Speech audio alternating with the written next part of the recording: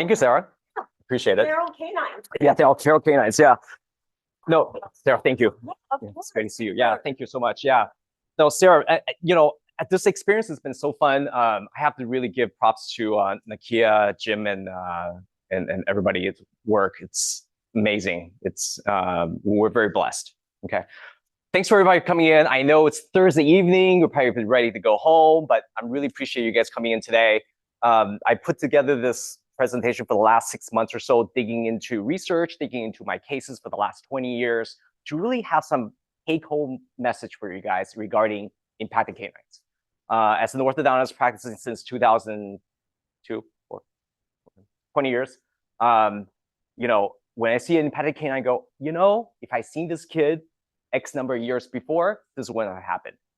And I want to shed some light about what things we should look for. If we do see something, what do we do? And then if we do have an impacted canine, different types of impacted canines, how do we tackle them? Okay. So want to come up with a funny but catchy title. So, feral, I use that on my kids. They're wild. So they're feral animals. So it fits a bill. I don't know if you guys know, I designed that logo many years ago. How long ago was it, Jim? 2008, 2007. There was a logo design thing. It's like, you know what? I'm gonna send it in, see what happens. Toothbrush, yeah, the toothbrush and the bridge. You see that? The Cemetery bridge and toothbrush. Yeah, okay. All right, so I want to start with this case. This is DJ, one of my first patients in 2004. And she came in, and her chief concern, this is a 12-year-old girl, okay? I'm afraid to smile. And as a dad of a daughter, it just breaks my heart, okay? But this happens. What do we see here? I see top of canines, 6 and 11 are blocked out. She has some airway issues, retrusive lower 1/3 of the facial profile, meaning her chin and her lip are way behind her upper part of the face. Poor soft tissue support. But how do we prevent a case like DJ? This is the thing here. Like, yes, we can treat her, but how do we prevent something like this from happening? Okay, so this is what we want to talk about today, and that's really the main point. The goals, as we go through these cases today, is about these 4 things. We can talk about canines, we can talk about second molars, we can talk about class 3s, but these are the 4 goals I always strive for each patient. Face, airway, function, aesthetics. Okay, that's a common theme that you will see tonight. So this is how DJ finished. She was in braces from 12 to 14, I think 14 and a half. Non-extraction. We got her 6 and 11 in, and it took a while, but we got it in. She was, even though she was 12, when I did those things that orthodontists do, guys, to check for if they're growing or not, she's still growing. So lucky her. So I did orthopedic expansion for her, got those 6 and 11 in. The most important thing here I wanted to really point out is the face, her profile. Back when I was in dental school in the early 2000s, late 1990s, I remember my chairperson, Dr. Bernardo, who was our class, told us, hey, treat to the face. So what are you talking about? We're dentists. What do you mean treat to the face? We're not surgeons. No, treat to the face. How is this young lady on this picture, how is she going to look when she's 30, 40, 50, 60 if you extracted her teeth? Because that's 4 on the floor for orthodontists back in the 70s and 80s and 90s. 4 on the floor. Oh, easy. Take out 4 bias, line the teeth up. Everything looks nice on the model, right, Rich? Yeah. But what would that happen to this girl's face if you extract 4 bias? Even more. Might be okay when she's 12, 13. Might be okay she's in her 20s. But that full face where you see a balanced feature from the side, between the middle third, top third, and the lower third, in a lip that's supported by her dentition. And also another thing about the width of the smile.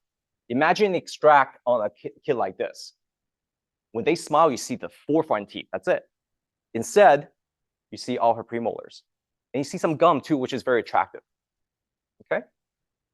So treat to the face. Optimize the smile line, gingiva show, fuller smile, black corridor reduction, and symmetry. Little thing about me, I don't want to talk about myself too much, but I'm a lucky dad of 3 little kids. I adopted our boys, Oliver and Theo, from South Korea when they were 3 years old. Separately, they're not biologically related. And then we had a whoops 7 years ago. And she unfortunately looks like me. And that's my team right there. Very lucky to have these ladies. Most of them have been with me almost 10 years. Okay. I graduated from Penn 2002, went to ortho right away, and started my practice when I moved back to the Bay Area from scratch.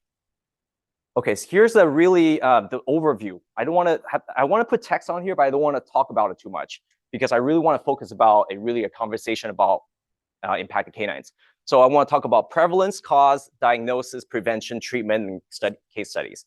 And at the end, so you guys don't fall asleep, we have a quiz. And if you get answer right on the quiz, you get a bulldog. I have 3 quiz questions. How lucky are you? Okay, prevalence. It's only about 2% of the population, according to studies, that have impacted canines. But 2% of 260-some million people, that's 6.5 million people. And guess what? They come to us, right? They come to us as in dental professions. The prevalence is more in maxilla, twice as in mandible. Only 8% of patients unlucky that have bilateral impactions, and most are palatal. Okay, so what are some causes for impacted canines? And when we do the case studies, we'll talk about that more too. Small arch form leading to arch lens discrepancy. People who don't breathe through their nose and breathe through their mouth, Lauren, right? Their lower jaw is dropped down and their tongue does not go to the roof of the mouth. So when they swallow, they have this infantile swallow pattern. And what happens? You don't get to form that nice broad arch. Okay, it really does tie into it. You see a kid with a tongue tie, he can't push his tongue up and his maxilla is going to be small. Okay, we see this over and over. This kind of face. You walk in, mouth open, right, Rich? Mouth open, dark eyes. What did they call adenoid facies, Sarah? Yeah. So this young lady here lost her lower left primary canine early. You can see, without space maintaining, that 22 is impacted. Okay, I'm passing this around. I created this a few years ago just for my own, education of patients, but just pass it around. I created this laminated chairside handout to show parents and patients what are some causes, if their kid has something that fits that cause of the impaction. This is not the most common, but sometimes you see local obstructions like an odontoma, a supernumerary tooth. First premolars, as you guys know, we have a palatal root on the first premolar. Sometimes that gets in the way. Pathology is it's not common, but granulomas, cysts, and also lateral incisors. You have a peg lateral incisor, missing lateral incisor, the guidance theory of canines eruption. I believe in that. The lateral incisor around, those canines get lost, they go awry. So diagnosis of impacted canines. So we want to take proper history, family history, their sleep history, clinical exam, palpation, measuring the arch length, and the dental development, of course, imaging. Now with home beam, it's great. Yeah. Now, how do we prevent this? There's many things we can do, and as we go through the case studies, we'll talk about this even more. Timely space maintenance. You saw that little girl a couple slides ago. When you lose a primary canine early, hey, the kid is only 7. Barium canine shouldn't be falling out. What's going on? Timely extraction of primary teeth. We'll talk about that. Some of them is on the laminated slides as well. And simple palpation. You have a 9-10-year-old kid in your chair. Can you feel those canines? If you can't feel the canines, and take a panel. It will give a lot of information. Let's see, and then what to look for. Another thing I look for too is 7 and 10, the lateral incisors. If you see some excessive torque labially, twists and turns, a lot of times it's because the canines are hitting the roots. Okay, so let's talk about prevention of impacted canines. If you notice something funny, one of the things I do, and I try not to do too much phase 1. I think phase 1's overdone in orthodontics. Sometimes simple extraction of primary canines in addition to the primary first molars, could help that. So from this study, they pointed out in 2023 that if a canine has crossed the mesial half of this lateral incisor, for example, number 6, if you extract the primary canine, there's 64% chance that it will self-correct. If you see a canine that hasn't crossed the midline of the lateral incisor, there's a 91% that will self-correct, or at least not get impacted. Okay. But this is a rule of thumb. It doesn't mean that if you do it, the canines won't get impacted. But it takes consideration. That's one thing that you look for in addition to how their bites fit together. They're class 3, they have a crossbite. On the lamina in the sheet, you'll see that this is what I'm talking about. Like if the canine is crossed the lateral incisor here, and here, if you do the extraction a few months later, you can see that the tooth is already self-corrected in terms of this position. And then another thing that I use, and now I have a protractor sitting around my desk all the time, is that if the angle formed by the long axis of the canine in relation to the mid-sagittal plane, this is on a panel, greater than 31 degrees, a lot of times they are impacted. Okay, so this case is what really kind of got me going about this presentation. This is an 8-year-old boy. Many years ago, I saw, and you can see this is the general dentist gave me the panel that was scanned in. Second opinion, treatment was recommended but didn't start. And at the time, I didn't push for it. And perhaps because I was a young clinician, I just don't want to be pushy. Maybe perhaps I wasn't confident in what I was trying to say. I said, okay, you needed some treatment, expansion, but mom and dad's like, oh, I don't know, he's too young, blah, blah, blah. Okay. Needless to say, they came back a few years later. Where does 6 and 11 migrate to? This is pretty extreme, but it happens. And it just breaks your heart. It's like, oh, crap. I should have pushed them more. So, long story short, these things can happen. This is extreme though. You don't see it that often, but it's preventable. It's preventable for sure. Okay. Let's see here. Yeah. So one of the interventions we can do for preventing canine surgical exposure along with the damaged adjacent teeth is to, so for a case like that, like the young lady you saw earlier, what we can do is do an surgical exposure with gold chain to drag it in. And we'll go into deep dives into some of those cases. But this is what you're trying to avoid, if you can help it, because it's not to mention about cost for the parents who go to periodontist, and the patient usually are in treatment for close to 3 years. Okay, so this is a set of siblings. Initially, they were seen at 11 and 10 respectively. The sibling on the left, sorry, maybe it's too bright in here, can't see, but 6 is pretty tipped. It's past the mid-sagittal plane, the middle line of the number 7. For that young kid, I had to open space and bring it in. Her sibling, you see how the canines are not cross the midline? Simple extraction of the C's and D's, first premolars and the first baby molar and the baby canines, there's room for those guys to come down. So it really depends how angled those canines are on the panel.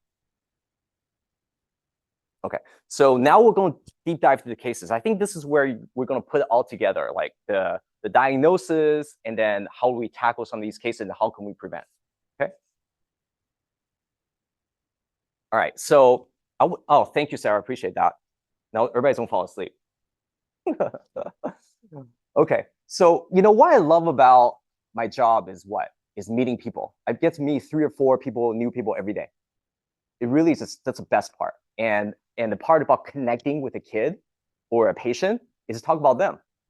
This young man is a baseball player. Not just any baseball player, he's actually probably going to be in the majors one day. I'm not going to say the name, but he is superstar. However, when he came to me and I treated his older brother, what you can see is this. That's actually number 10. That's the lateral incisor. So the mom's like, how come Matthew's he doesn't seem to be on it. He's like 13. It's like, oh, well, let's take a look. So what you'll see in a second is that number 9, 11 are impacted. And there's malformed roots of 9 and 10. Okay, so 9 is here, 11 impinging, you can see on the cone beam, on the root of number 10. So we go, oh man, what do we do there? Do we extract 4 bytes to make room? Sure, we can. Or do we think about how this kid is going to look when he is 40, 50, 60? Okay, how is that going to affect his breathing? How is it going to affect his smile aesthetics? So this is what I did. I expanded him. Okay, the measurement of his upper jaw is just way too small. And what I did is I created an expander for him, and I had an oral surgeon or the periodontist expose number 11 first. So you can see on the left side there, on your right side over there, we brought 11 in, and then 10. 9 is still stuck. Okay. Once we created space for 9, I took the bracket off of 10, because if I want to bring 9 in, I don't want 10 be in the way. The roots will resorb. So I let it go, so it freely gets pushed around. Versus if you're bound to the brackets, number 10 can't go, and you're trying to pull 9 in, resorb the root. Guess how I know that? Yeah. So what we did is, what I did is I took the bracket off 9, and then engaged 9, or engaged 9. I took a bracket off 10, engaged 9, and brought 9 in. Yo. So that's him afterwards. So you can see the roots. Yeah. Because they were running into each other while the root is growing. So the roots, it's deformed, but hey, the tooth isn't, the tooth now is in the right place. How long did this treatment take? 3 years. Never heard a peep of complaint from this young man. And I have so much respect. He's just like, yes, sir, yes. And then we talk about baseball, and my kids are baseball players. We talk about baseball all the time. It's like one of my favorite patients. And patient parents are patient. They're just really, really sweet kids. But you can see how from left to right, yes, it's easy to extract to make room. But if you spend time to prevent this from happening, or spend time to treat it, you could get a full smile. Look at that upper right corner. Full smile, you can see the premolars. Okay? Yeah. I feel like a little radiopathy in the top of eruption of number 9. Was there something there? Yeah, it's not. I think maybe like a remnant of something, but yeah, there's nothing blocking it. Yes, Mike.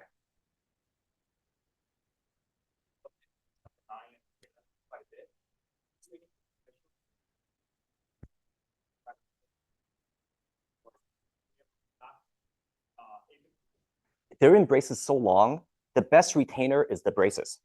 One of my professors told me, the best retainer, James, is braces.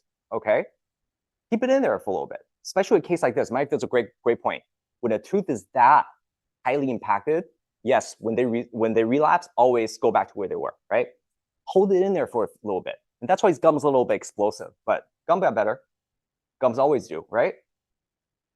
So this is Matthew, one of my favorite patients. I love talking about him because he's such a great kid to work with. Okay, this is real. He's a musician. He loves drums. And we talk about that all the time. He's really a sweet kid as well, treated his sister. He came in and your mom goes, I don't know if he needs braces. It's like, you know what? I agree with you. He smells nice. But just a little problem. Your son's kind of, one of the tooth's kind of stuck. So number 11, which, the primary canine H actually looks, oh, shoot, what am I doing? Okay. H doesn't look that bad. From a layman's point of view, they may go, hey, smile's not bad. How's Zach? Not too bad. Okay, nice kid, very outgoing. But you look at number 11. Where's 11? Yeah, it's basically eating away the root of 10. And you can see from the cone beam, it's basically pushing 10. So that's another thing I was talking about earlier, is that if you see 7 and 10 angled funny, it just doesn't look right. Why is the crown tipping like this? Why is it super rotated mesio in or distal in? Okay, something's pushing against it. So that's what's happening in real. Number 11 is pushing 10. You can see from this angle here where the canine is, okay? So how do I get that down? Do I extract first premolars and just bring it in because that's easy?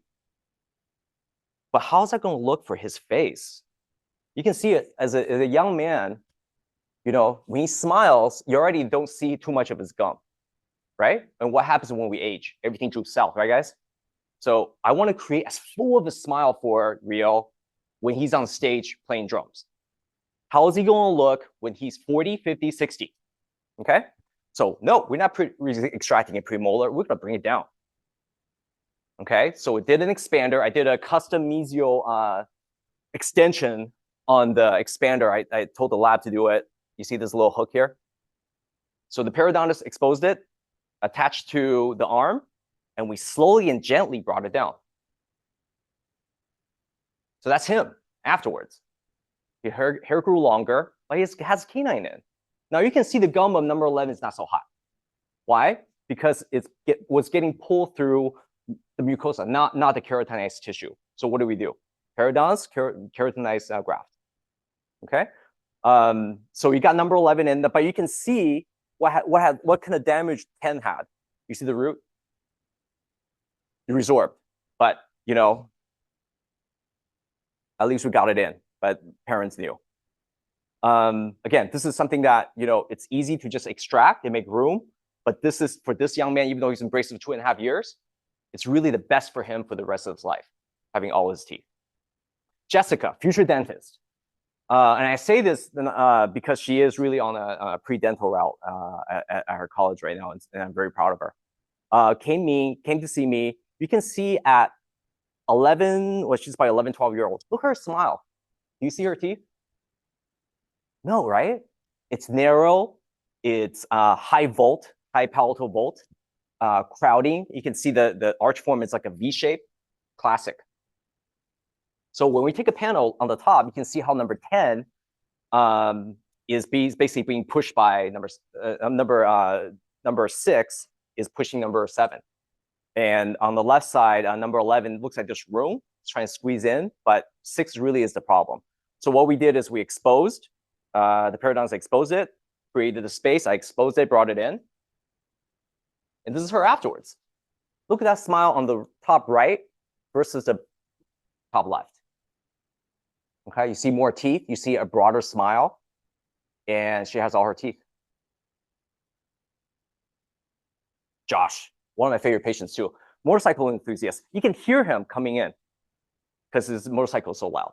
Oh, Josh is here. He came in, nice guy, really good-looking kid.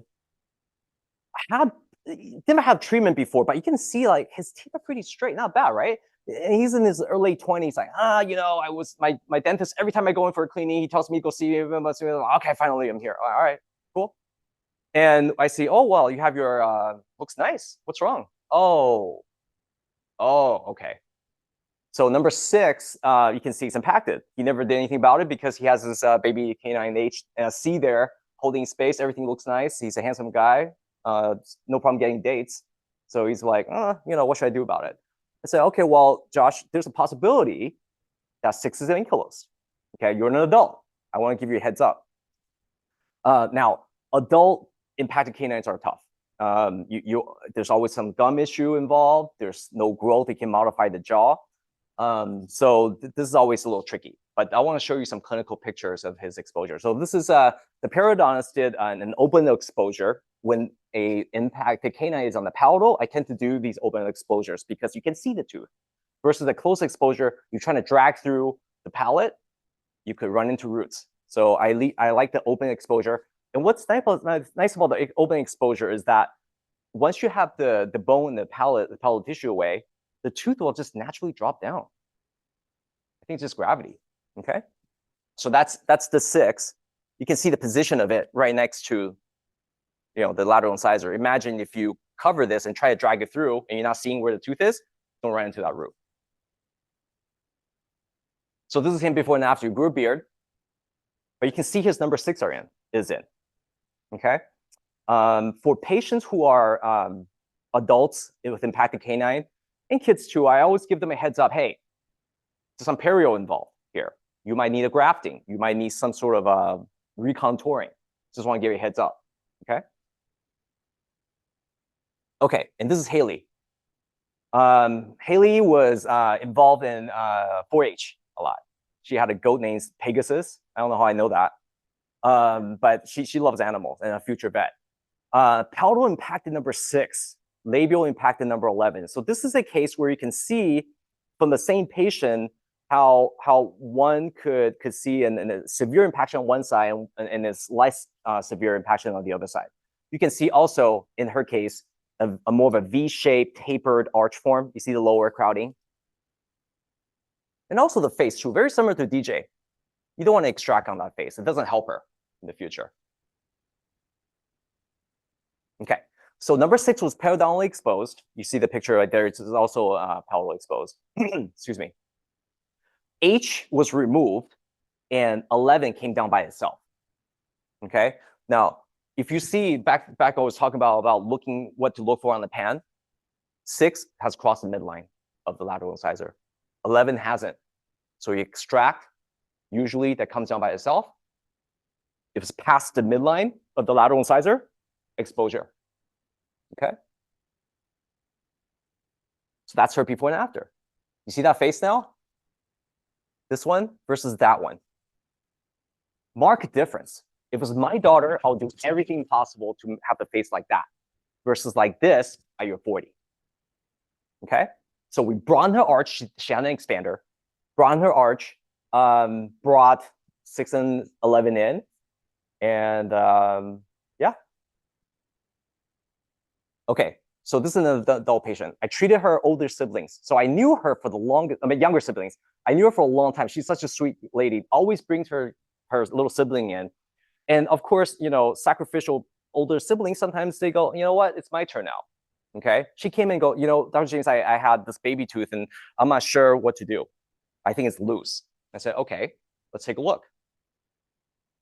So number 6 was basically eating away the lateral incisor. So I gave her a heads up like, hey, this could probably lead to a defect. This could probably lead to some root resorption. So give me a heads up, but we're going to try to bring it in. Okay, because her arch form is not bad. Okay, it's just the canine just went palatal. So for her, you can see this is the initial picture. That picture on the panel on the right is the space creation. And again, on purposely, I do not put bracket on that lateral incisor. Okay, because I want to bring that canine down and having the lateral incisor freely get moved around. If that lateral incisor is bound to the braces apparatus, the roots won't get eaten away. Okay, so 7 was not part of the bracket system, but you can see the exposure brought it in. That's the progress picture on the lower right. Oh shoot. Oh, then that's her before and after. So you can see the right side. That's the panel. You can see there's a defect here. Okay, but she got her tooth in. Look at that broad smile on the upper right corner. Okay.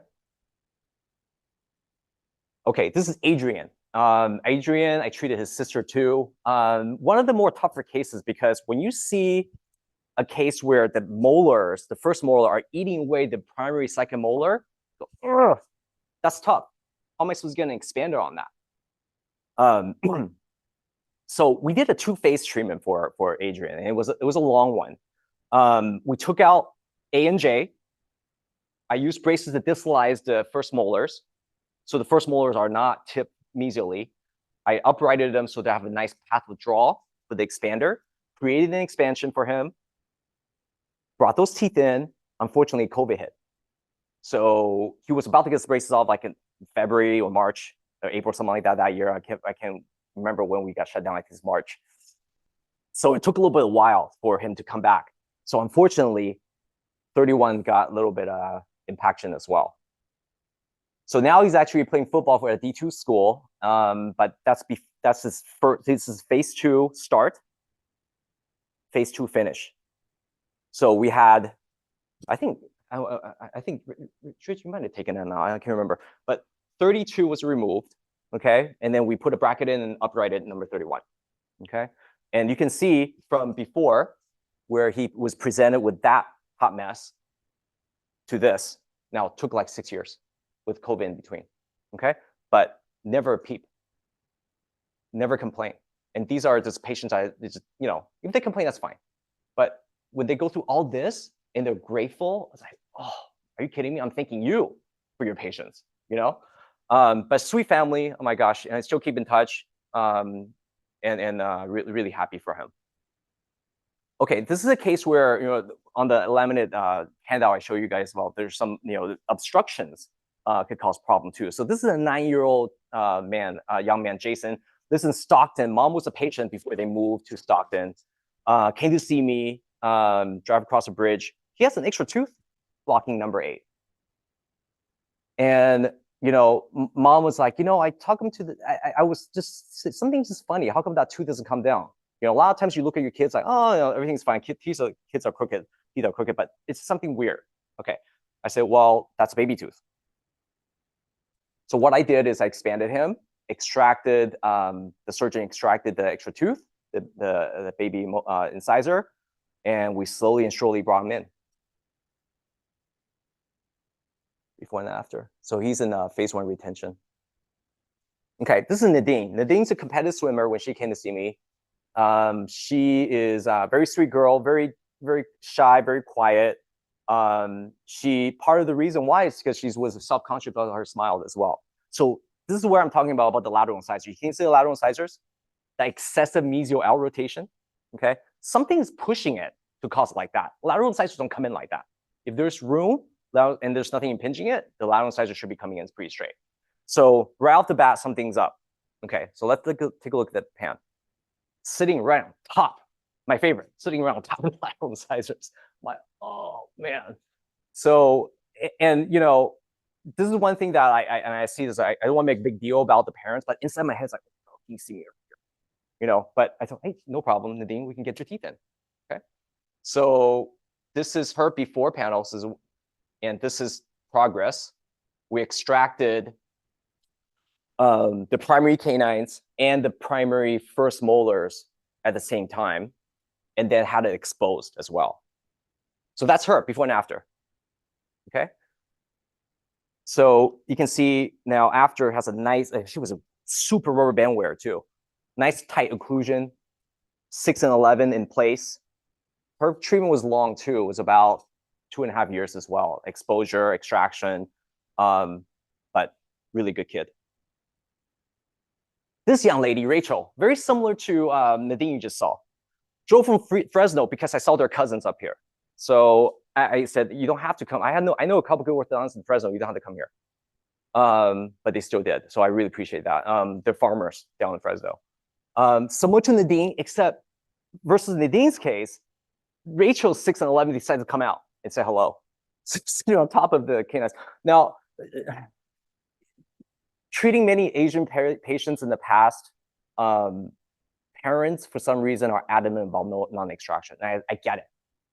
In her case, I actually recommended extraction because of a bimax protrusiveness. Okay. Ceph measurements, as you guys know, the orthodontists are not exactly, you know, racially concise. So when you look at the Ceph numbers, like, should extract. But, you know, but parents are like, can you do it without extraction? It's like, okay, I'll try. But there will be possible gingival grafting issues in the future. But they make their appointments every 6 weeks from Fresno early, like an hour, because they don't want to get stuck in traffic or want to be late. Sitting there in my room, like, oh my God, they're here early. And, you know, and I feel bad. It's like, okay, well, let's get them seeing soon. Anyway, we got her 6 and 11 in. It took a while. So we obviously extracted the baby canines and we expanded her, and they came in. And the gum was actually okay. I was a little surprised about that. This is the case I want to finish with. This is Giovanni, basketball player, really cool kid. He's like 6'5" now. At 11, he was taller than me. He's missing, he came in with a lot of stuff going on. He's missing 7, missing 10, missing 13. Number 11 is horizontally impacted, and it's transposed with 12. And super delayed, number 4. Number 4 is barely forming at 11. Dad is missing lateral incisors. And he has like a, you know, Maryland bridge or something. He's like, okay, well, obviously it runs on the family. What do we do? Should we just wait and see what happens when he grows up, or should we just, do something now? Well, being the expander lover I am, I expanded him. This is his end phase 1. What I did was I did expansion and used just braces to align up his incisors. The dad's whole thing is, and the mom's whole thing is, how can we minimize the amount of dental implants in the future? I know Giovanni's missing a lot of teeth. I know, this runs in the family, but I really don't want to have implants for my son. Okay, let's keep that in mind, okay? This is the grace where we have boys, not that, we're sex or anything, but boys, do we care about the face? Not really, right? No, nice kid. So I still want to think about, how is he going to look when he's older? How do I prevent his face to collapse in the future? Is it by extracting teeth to get those teeth in so it looks nice on a model? Or do I try to do something so that he can minimize the amount of dental work as parents were requesting? Okay, so thinking ahead, I expanded him. So after the expansion of phase 1, about 18 months or so, you can see 11 has improved in its position. It's not so horizontal anymore. Now, I'm not going to try to untranspose them. It's just not worth it, okay? So my thinking is like, okay, well, he has a beautiful root on his H. His baby canine has a beautiful root. Can we substitute it as a lateral incisor? I think studies done. 6, when I expanded it, drifted into the space of 7. Nice. Okay, let him grow a little bit. Giovanni decided, and family decided to move to Oakley. I'm like, crap. When he came back for 14, ready for quote unquote phase 2, moved to Oakley, I said, I would prefer to see you, a little more frequently. They said, can we do Invisalign? Because he's playing basketball. I was like, oh, okay, sure, why not? For you, yes. Okay, so I did Invisalign. The periodontist exposed 11. I had a button on number 14, had a cutout on the liner, attached a chain to that button and pray that it stays on. Because he's playing basketball, he's rough and tough, and they live far. 11 came in with aligners, okay? And he was a diligent aligner wearer. This is the thing, like compliance, you guys know this, compliance is the king, okay? He wears liner like no tomorrow, and the liner created the space for 11, dropped down where the upper second premolar should be, okay? So basically we kept it transposed. Now H has a nice long root. I'm gonna still keep it as his quote unquote lateral incisor. After like 3-4 years, number 4 actually came down. And I created a space with the aligners, a little catcher's mitt, if you will, for number 4 to come down. Okay, so this from left, that's his pre-phase 1. That is the latest one. Okay, he's still in treatment, by the way. And these are the ClinChecks. I wanted to show you the ClinCheck, but Jim and I were trying to fiddle around with it before, because of the recording, we can't get off this and go to the ClinCheck website. But this is the screenshot. This is the phase 2 start Invisalign setup. This cutout, the blue rim, is where I cut out, the Invisalign has a cutout so I can put a button, glue a button on 14 buckle, attach a chain to it. In the whole time, we're reducing overjet, we're creating space distalizing, rounding off the arch form. That is one of the refinements. So 11 came down, I put an attachment on as opposed to gold chain. That's him a couple weeks ago. And that's his final ClinCheck that I'm going to give him in about a couple weeks when he comes back from Oakley. So this is a kid that was missing multiple teeth with possibility of a bunch of implants to maybe no implant. Sorry, Rich. No referral. No. But that's kind of the things I want to try to strive for. Like, what is the easiest thing for the parents? So if they want non-extraction, okay, well, I'll try. Tell them what could happen. They don't want implants, I'll try. But tell them what happened. Because at the end of the day, it's still the parents' decision for the kid. And I really want to respect that. And the kid too. It's like, hey, Giovanni, what do you want? I don't want an implant. Hey, I don't either. Okay, so this is what we did for missing teeth, impacted teeth, transposed teeth. We fit. That's the proposed finish. I'm hoping that he. I'm confident that he will wear his liner as well and get to that point. And of course, things keep happening. This week. I added this slide earlier this week. This young man from Modesto, I treated his cousins. Look where the lower canines are. That's what happened to your lower canines. They drifted toward the midline. 22 and 27 are drifted to the midline, and the baby canines are in place. This is the panel. Isn't it interesting how the root just like, Jackie? Is that weird? Yeah. So I've never seen it before either.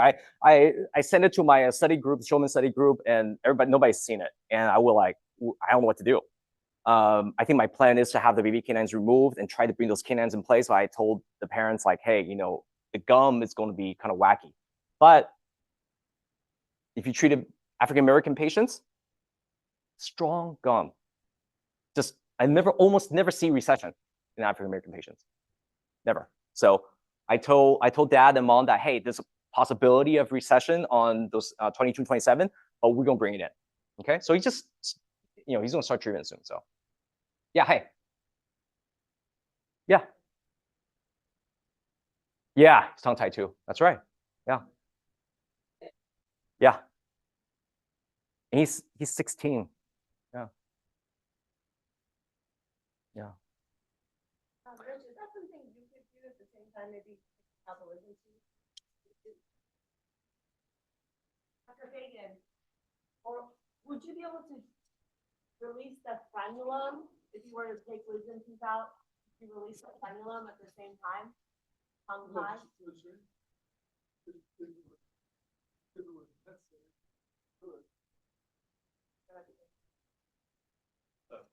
Yeah, Mike, what's up?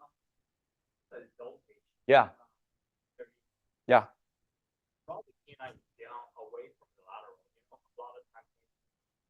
Yeah.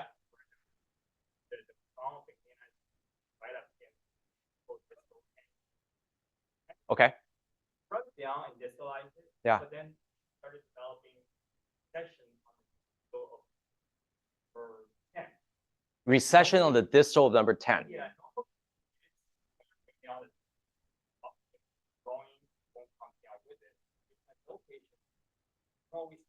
That's why I saw that silver crown lady. That's it. Yeah.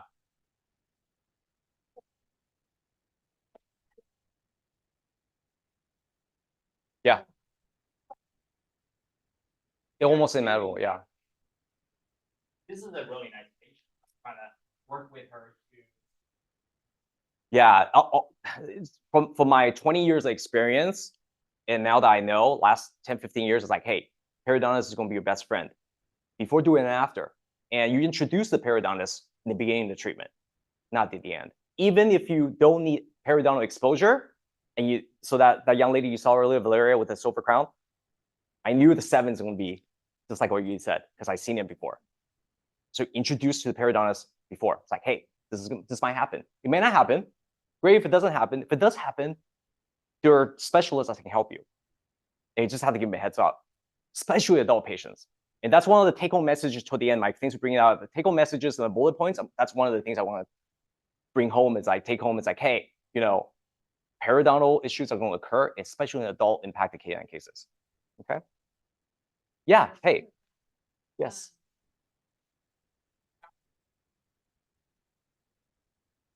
Or at that point, No, they can address the bone defect for sure. Yeah, not a problem. Yeah. I think what's important is to make sure that the periodontist is involved in the treatment, even if they're not doing an exposure. Introduce a patient to them. I don't want to see a periodontist. No, I think you should. Okay. And you nudge. Sometimes you take a few times to nudge them, and sometimes they do. And a lot of times, once they realize what are some of the things that could happen, and they're watch out for it, when it does occur, nobody's surprised. Yeah, that's how I learned that. Yeah. I noticed that they initially totally impacted Yeah. canine, no matter what, they relapse locally. even if I torque the root, even if I give the root extra labial root torque, if they don't wear their retainers, they will relapse lingually. So do you see that, or do you put a fixed lingual retainer from canine to canine? Not a big fan of fixed retainers. Sometimes in very severe rotated cases, yeah. That's a great question, Sarah. And frustrating. Yeah, it is frustrating. And this is why, like someone like Nadine, who has those highly impacted canines, you have to make sure that they wear the rubber bands like no tomorrow and get that socked in occlusion. That socked in occlusion is what really is helping the retention. You know, obviously wearing retainer, right? But that socked in retention, the occlusion itself locks it in. But a lot of times when these cases are so dragged so long, because they're so long, kids get burned out, parents get burned out, they don't want to get it done. The canines sometimes are barely in occlusion and they just like, I can't do it anymore. Okay. Hygiene is explosive. All right. Okay. Then sometimes, yeah, those cases, unfortunately, sometimes do relapse lingually. Yeah. It's very difficult to bring the root fully labial. That's exactly why the gingival tissue never looks ideal, because the root is always slightly tipped. Yeah. Have you tried to flip a lower second premolar bracket? I got too. Yeah. But yeah, on the MBT position. I use OTG. I use yeah. But I have put in like a low fork canine bracket or retro. Yeah. I know. It's definitely hard. There's a reason why the tooth actually want to be where it was before. Yeah. It's most comfortable. Yeah. And that's always a battle with any severely impacted teeth, is that the tooth always want to go back to it, especially the maxillary teeth. But Sarah, that's a good point. Socked in occlusion, and sometimes the best you can do is just hope that they wear the retainer. Okay, so this is so Giovanni. Anyway, okay, so quiz time. Who wants to win a bulldog? What, so what do you have a question? Sorry. Oh, okay, so what age should we palpate? What age should we palpate for a growing patient's maxillary canine? Yes. What's your name? Yeah. Alyssa. Nice to meet you, Alyssa. You're lucky. You win one of these bulldogs. No, I love it. That means you won a bull. Here we go. Thank you. Where do you practice, Alyssa? Here in San Mateo. Oh, cool. Awesome. Congratulations. All right, the second question, guys, is please name 2 of the multiple causes impacting canine. Who wants to take a stab at it? I see Lauren's hand. You know you want to say something. Okay, yes. Habits, okay. Yep. Yep. Yep. Yep, good. Yep. Good. Yeah, that's okay. Yeah, of course. You can win a bulldog too. Here you go. Catch. And the third and last question is, when we evaluate growing child in the orthodontics and the facial orthopedics, the 4 goals to keep in mind are 4 goals that we keep in mind in bold green color 4 slides ago. Yes. That's right. Winner.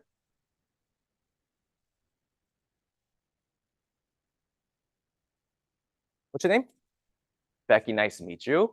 Where do you practice? Cool. Here you go. You're welcome. All right. So some of the take-home messages. When I go to CE courses, I want to, at the end, what can I do on Monday morning to apply to my patients? One of the most important things is why are the canines not palpable in my 10-year-old patient? That's really like the #1 take-home message. When in doubt, take a panel or cone beam.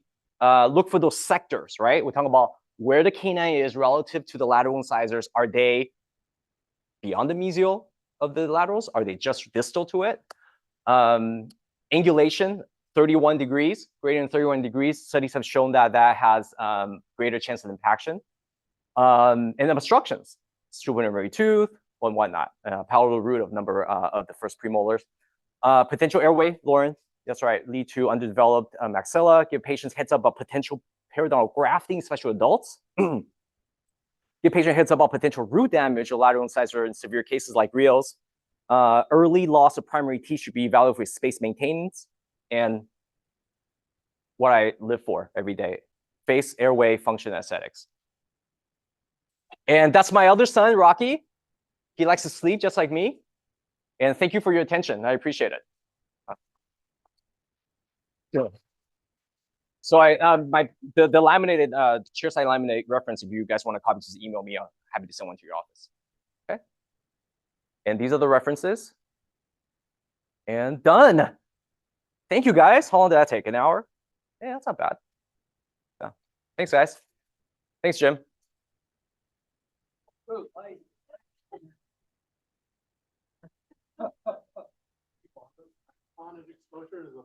The periodontal stud. Yeah, at the time of the exposure. No, I don't know what Mauricio and Mike does, but they put something like, I can't remove it. I have to take bust out like a high speed and diamonds and beer. They use something like, I don't know how they keep the area moisture free, but it's in there. I mean, it looks really dry. Yeah, they did it right there because it's, you know, yeah, they already had anesthesia, a vasoconstrictor. Yeah. Oh, Zach was asking about how do I bond the bracket on the impacted canines? Yeah. Yeah. He's a new patient. He was pretty quiet. I didn't notice. I'm sorry. Yeah, it does. I know. African American mouth. African American mouth. Oh, I know. Oh, space. Yeah. Yeah. Oh, Grace, thank you. Good to see you. Yeah, thank you. Yeah, but yeah. Yeah. I'm glad you guys didn't fall asleep. Thanks. Thank you. I appreciate that. Hey, Steve. Yeah, what's up? So I was told by a pediatric friend that I was here. And Oh, she okay. sent me this panel right away. Oh, what's What going with do the you- 6? Yeah, that's what she was asking. 6 and 11. Yeah. Oh, she was yeah, like, yeah. what do you think of a 7-year-old boy? Oh, he's only 7? Yeah. That's a lot of teeth. Yeah. Yeah. That's a lot of growth on 7. Yeah. So she was like, Frankly, for this case, if this is what we see is true, is I would remove the baby canine and the baby first premolars, baby molar.